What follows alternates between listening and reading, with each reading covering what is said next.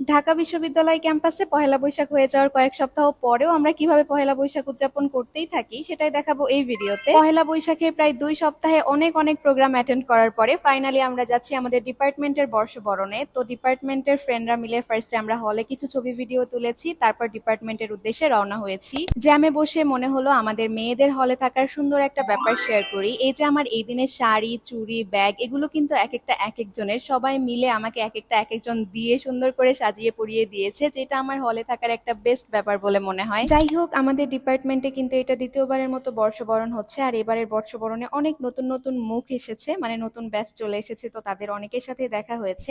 এই দিন আমাদের ডিপার্টমেন্ট খুবই সুন্দর করে সাজানো হয়েছিল, এত এত ছবি তুলেছি, এত বেশি ফান করেছি। একই সাথে বৈশাখী মেলা হয়েছিল, যেখানে অনেক অনেক খাবার ট্রাই করেছি।